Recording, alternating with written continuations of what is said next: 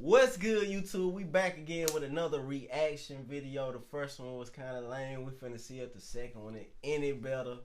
Let's get right into it, man. The original video will be in the link in the bio below. So if you want to see it without us commentary, yeah, you can go ahead and click that right now. But we finna jump right into it, man. Let's see what's up.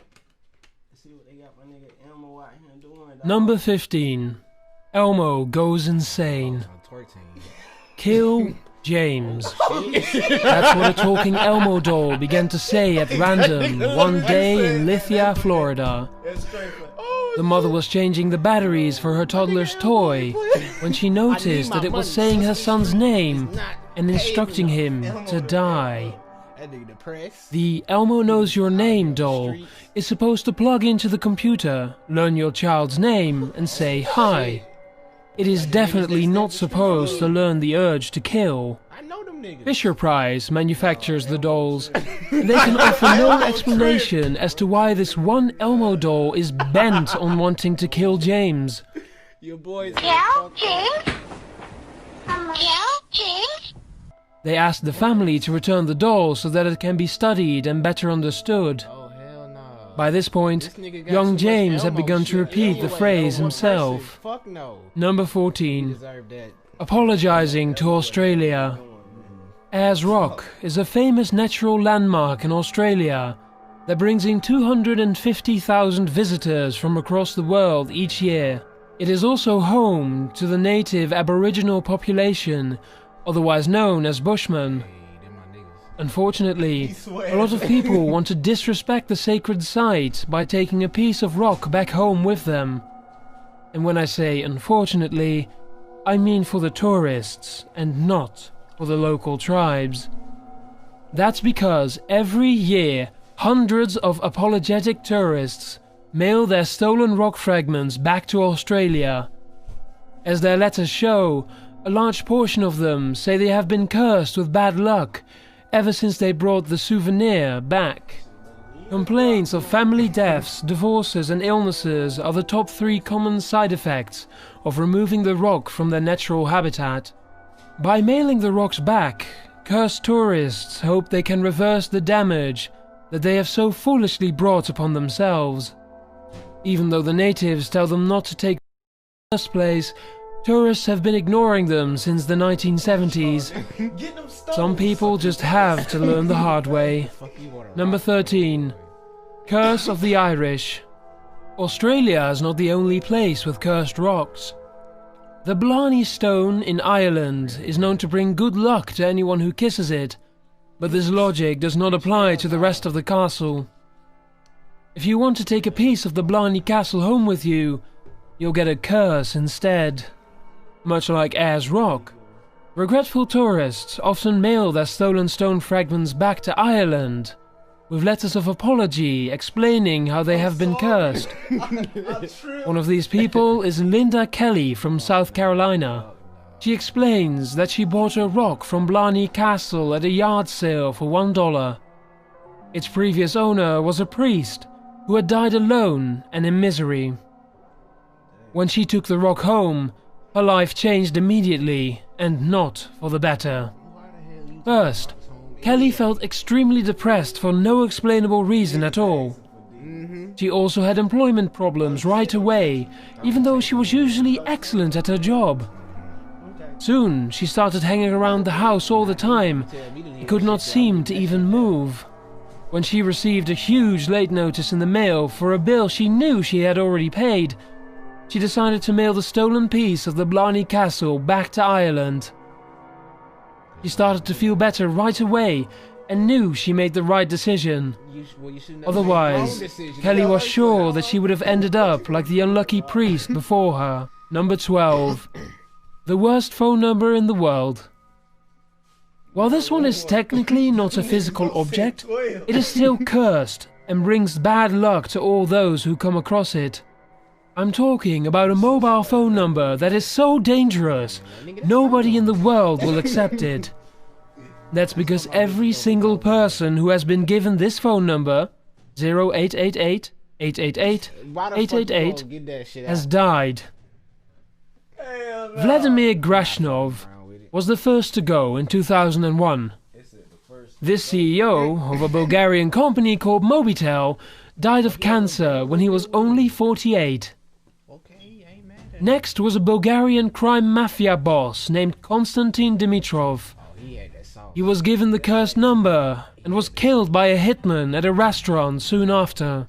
Boy, A cocaine... Gucci slippers, bro. Killed that nigga in some Gucci That's how he died, the bro. sauce overdose. They don't even care about the man's body. They looking straight at He them looking, shoes, yeah, he like, bro. what size them is? Is them real, bro? That's so fucked up, bro. Yeah, drug lord named Konstantin Dishlev got the number next. He was shot outside of a restaurant immediately after. Police suspended the number for a bit to investigate, but the Bulgarian phone company decided to pull the number for good. It's out of service for everyone's safety. Number 11. Cursed in China. In 1974, a team of 7 peasant farmers came across a priceless discovery in their small village of Yang. As they were working the earth, one of them spotted a tiny head sticking out of the ground. They could tell the object was extremely old and were afraid to touch it at first, but one of them wanted cigarette money, so he broke a piece of it off to take back to town. That is where their problems began. The farmers told others about what they had found, and soon archaeologists came from all over to dig the relics out. In total, over 8,000 miniature figures were recovered. These figures were made out of a clay-like substance called terracotta. This was a complete replica of the ancient Chinese army, and these figurines had been buried with the first emperor of China to protect him in the afterlife. They were more than 2,000 years old and extremely valuable, but also quite cursed. The 7 peasants who found the terracotta army suffered horribly. Instead of making any money, their farmland was taken from them by the government, and their homes were destroyed to make room for government gift shops and museum exhibits. Some of the peasants died at an early age, and the rest of them now sign books in the museum for next to no pay. Almost all of their village believes that this is payback for disturbing the great emperor's cursed army. Number 10. Robert in the Attic. If you have ever watched Chucky from the Child's Play movies, then you should know about the actual doll that inspired him. This doll is named Robert, and instead of wearing overall suspenders and having long red hair, this doll sports a creepy sailor suit, black eyes, and holes all over his face. The doll's original owner was a young boy who was also named Robert, but went by the name of Gene instead, because Eugene was his middle name. Many people believe that the sailor suit Robert wears is a real one that Gene himself used to wear. Gene loved the doll so much. That nigga sauced up. He's a real one. And instead, because Eugene was his middle name. Many people believe that the sailor suit Robert wears is a real one that Gene himself used to wear. Gene loved the doll so much that he absolutely refused to part with it, even after becoming an adult. Instead, the doll went with him everywhere until he died in 1974. A woman named Myrtle Reuter soon bought the property and found Robert the doll still inside. Her 10-year-old daughter remembers that the doll was alive, and she believes to this day that he constantly plotted to kill her. She and other visitors recall hearing footsteps in the attic where Robert stayed. He would also move to different areas of the house on his own. In 1994, Myrtle decided she had enough and donated Robert to a museum. You can view him in Key West, Florida for yourself if you ever feel like you need a new friend. Number 9. King Tut hates your pets. King Tut was an Egyptian ruler who died at the age of 19. Although he did relatively little during his 9 years as pharaoh, his cursed tomb has made him immensely famous years after death. Here's what happened.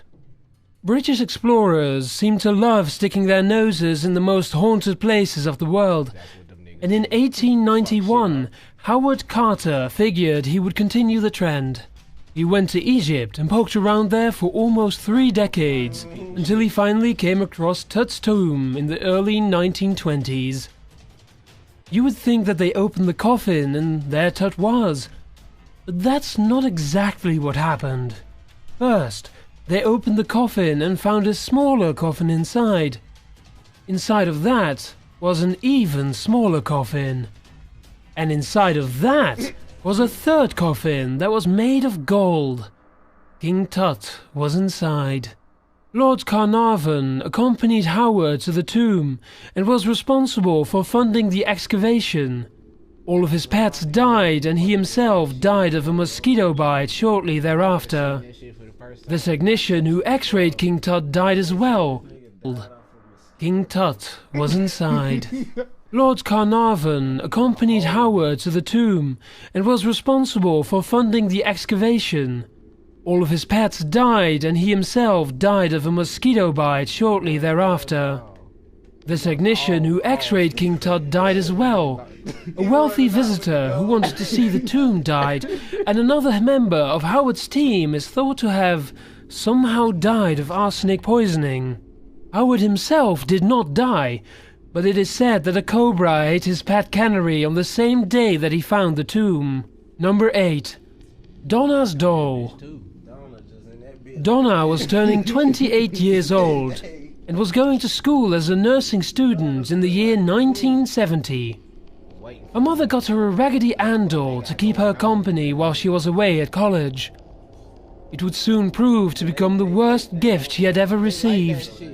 Donna and her roommate would come home to find the doll in different positions all around the house. Sometimes its arms were folded, and other times it was found leaning against a chair. Sometimes the Raggedy Ann doll would even be kneeling.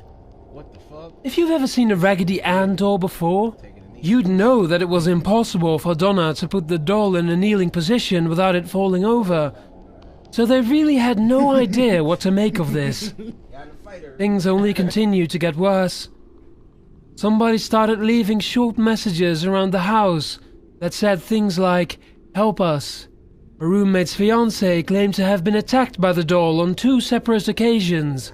When Donna came home to find spots of blood on the doll's hand and chest, she contacted a paranormal investigation team for answers. The 2 investigators, named Ed and Lorraine Warren, determined that the spirit of a young girl named Annabelle Higgins was to blame. She had been killed, and her body had been found in the exact same area where Donna now lived, except it was just a bare field back then. Donna and her roommate gave Annabelle permission to live inside of the doll, and they gave it to the Warrens for safekeeping. The doll, possessed by Annabelle, is now in a paranormal museum owned by the Warrens, and she is still causing trouble. According to them, one visitor in particular would not stop mocking Annabelle. He challenged her to bring him harm, and she accepted. According to the Warrens, on his way home, the man hit a tree while riding his motorcycle and did not survive. Number 7. The Salty Ghost. There's a haunted mansion in Newport, Rhode Island, with 2 very haunted chairs. The Belcourt Mansion was built in 1894 by Oliver Belcourt, who was just basically some rich guy who wanted a place to show off his huge collection of medieval stuff. Unfortunately, when you put a ton of old armor, books and other antiques under the same roof, you sometimes wind up with a completely haunted estate. And that's exactly what happened. And the place is now home to 2 old haunted salt chairs. If you're wondering what a salt chair is, it's basically a chair that was made especially for the person who was sitting closest to the salt during meals. Salt used to be a precious resource a long time ago, and so, sitting by the salt was a big enough deal that you got a special chair for it. Apparently, whoever was in charge of the salt back then still lingers around the chairs to this day. and they don't want to give up their position as head of the table. Visitors who sit in either two of the sold chairs reportedly feel anxious, ill, or even like they're being electrocuted. One of the chairs even shot out a bolt. Just imagine sitting your ass down and you all of a sudden get a shocking sensation. Hey, man. Nigga, just easy. Hey. Of lightning in front of 70 witnesses, the mansion owner says. Another time, a person was launched 6 feet across the room when they tried to sit down. Oftentimes, visitors who are brave enough to take a seat say that it feels like there's already somebody sitting there. There's also a haunted helmet that screams on its own, and a fixed mirror that casts a moving reflection. But we like the ghost who throws people on the floor the most. Number 6. The Iceman Cometh. Ötzi is the name of a prehistoric caveman who was preserved by the cold climate of the Italian Alps. Many scientists believe he was a shepherd who was murdered by other cavemen for his My little cousin over here, they begging for an ass whooping. I'm about to get to them, man. You feel me? You want to show your face? Yo, bro, let me be Off the hook, bro. My little cousin's over here asking for an ass whooping on the game. I'm gonna put that on face. I'm gonna put that on. Say what I'm gonna put them on YouTube. I'm live in the booth. I'm in the booth. Look, man, I'm finna expose these kids, man. Like real talk. Ain't nobody see me on YouTube shit. On this 2K shit. I'm finna expose it, man. You got something you wanna say? Yeah, man. What you want to say? I want to be famous too. You finna be famous. Yeah, I'm cross that ass over for life. That nigga finna be famous for taking these L. Man. You got something you want to say, little cooker? Hey, I'm finna serve these niggas, dog. Real talk. I'm finna serve these niggas. I got like something a to waitress, say, man. bro. I got something to say. What's good? Life is too short right now. Like, I see people dying each day and each day. I be trying. I be trying to convict my brother to stay on the street. Cause me and my brother, we came from Parkland 2 in J Mars. Hey, that nigga. I'm gone. Turn up, man. That what it is, though. animal herd, which could be why his very body itself appears to be cursed and out for revenge. For whatever reason, he just can't seem to stop killing almost everyone who disturbs him. Ötzi was discovered in 1991 by 2 German tourists. One of the tourists, a man named Helmut Simon, would later die in almost the exact same spot he made the discovery years later in 2004. He fell to his death during a freak blizzard that no one had seen coming. And he is far from alone. The person in charge of the rescue team for Helmut seemed to be punished for interfering. He died of an unexpected heart attack by age 45, just 1 hour after Helmut's funeral. Ötzi is believed to have claimed many other lives through accidents and mysterious illnesses. The first archaeologist who ever looked at Ötzi died. The head of the forensic team that examined Ötzi died as well. The mountain climber who brought the forensic team to Ötzi died. And as for the man who filmed Ötzi while he was being removed from his grave, he lived. Just kidding, he died of brain cancer. Seriously, don't mess with Ötzi. Number 5. The Hot Seat. Daniel Orty was a 17th century English crook who liked to make counterfeit coins for a dishonest living. His illegal operation was going well until his partner in crime, a man by the name of Thomas Busby, fell in love with his beautiful daughter, Elizabeth. This caused a rift to form between the two men, and in 1702, Thomas beat Daniel to death with the very same hammer that Daniel used to forge fake coins. Thomas was sentenced to death for his crime. On his way to be hung, he asked to stop at the local pub for a drink. While sitting in his favorite chair, Thomas announces that this seat is officially cursed and anyone who sits in it from this day forward will die most unpleasantly. People might have laughed it off at the time, but it seems that Thomas was not playing around. Local townsfolk say that Thomas's curse has claimed the lives of 63 people since then, but only a small portion of them. That 63rd person, you the dumbest nigga in the world. I thought the dog was gonna be the realest. What was that dog name? Robert. I thought Robert was the realest, bro. This chair, a seat, done took. I mean it like 63. 63 lives. Bro. He won, bro. That's a real The nigga. seat done won, bro. That's a real ass nigga. A seat done took 63 lives, bro. I'm finna make that my Abby. Bro, you sit your ass down, you dead, bro. Like, That's your ass, literally. bro, like, just think about that. That's you your sit ass. down, you dead. That's your ass, boy. Have been officially documented. In 1967, two pilots from the Royal Air Force each sat in the chair. They both died in a fatal car crash that same night. They made a book. Years later, a brave Mason decided to tempt fate and take a seat, and he too fell to his death that very afternoon. Y'all sleep. Other instances include a roofer who had a roof collapse from under him, a cleaning lady who soon died of a mysterious brain tumor, and a delivery man who died in a car crash just within 1 hour of sitting in the cursed chair. The chair is now suspended high up on a wall in a museum, just so nobody sits on Thomas's favorite chair and activates Thomas's favorite curse. Number 4. The Little Bastard. James Dean was a 1950s actor who was basically seen by many as the coolest person on earth at the time. His favorite car, however, is almost equally as famous as he was, but for completely different reasons.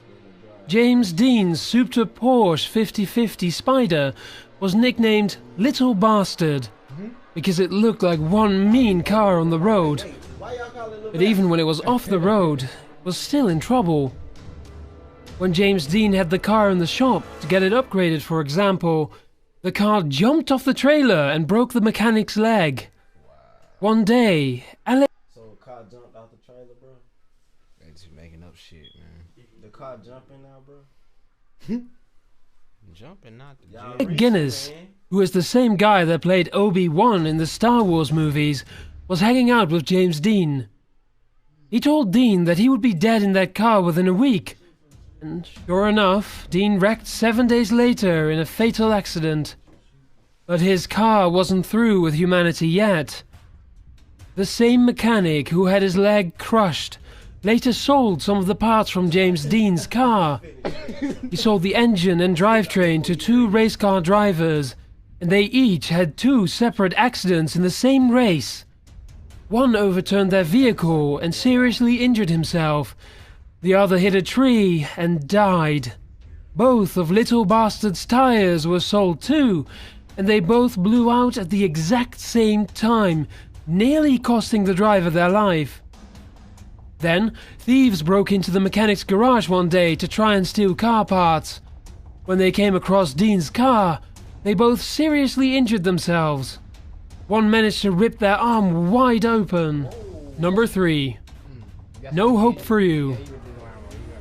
The Hope Diamond is a huge 44-carat gemstone that was found in a 17th century mineshaft in India. According to the legend, it was stolen from a group of priests who went on to put a curse on it to get their revenge.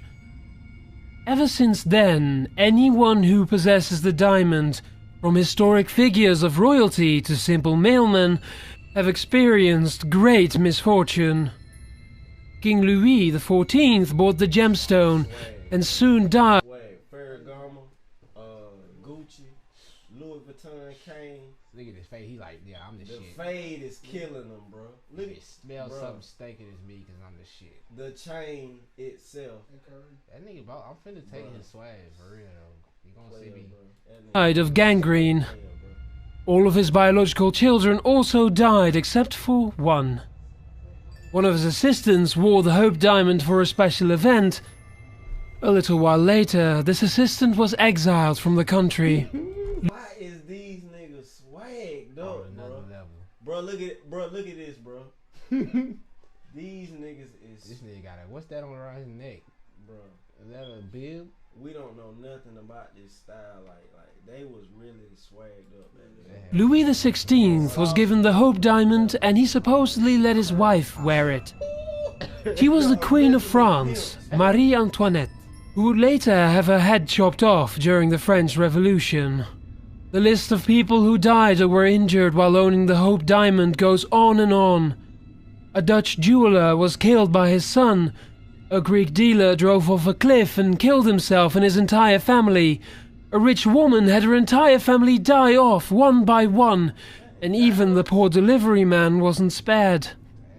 In 1958, James Todd dropped the Hope Diamond off at the Smithsonian Museum. By 1959, he had gotten into 2 different car accidents.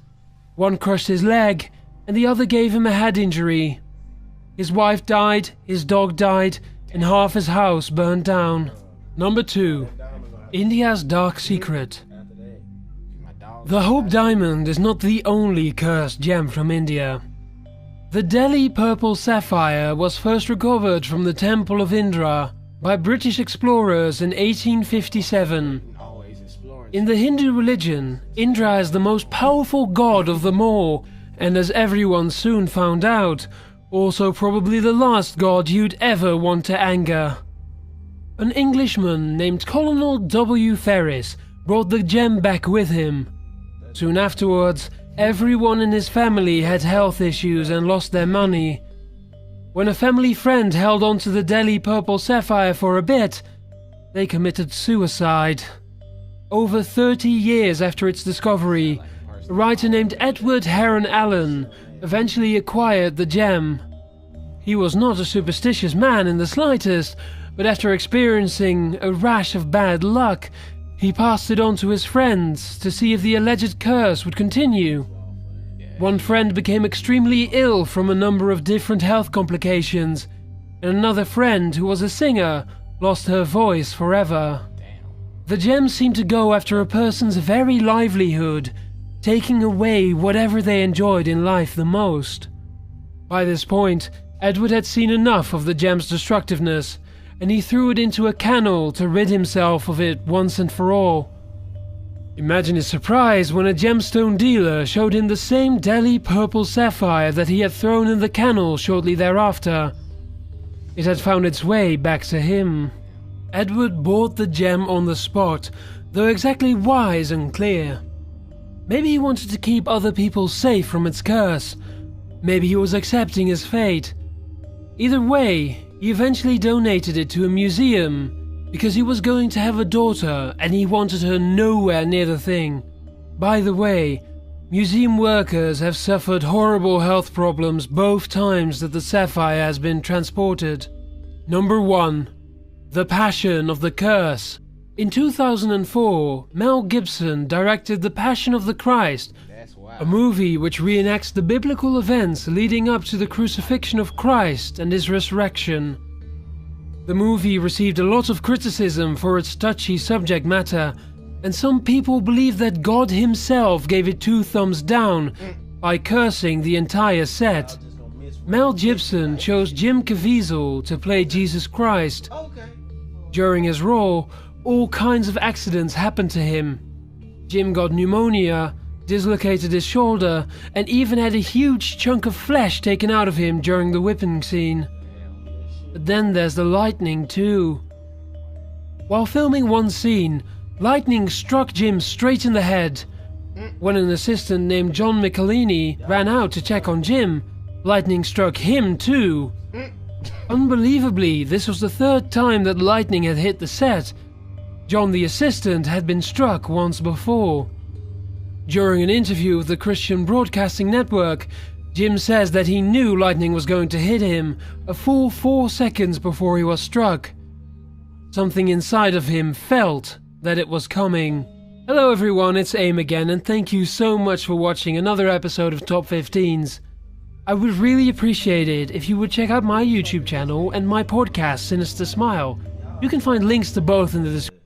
Go ahead, hit that like button. Go ahead, subscribe to the channel, man. Next video coming soon. We gonna turn up, man. We gonna keep these things rolling for y'all. Let's get it. We out this time.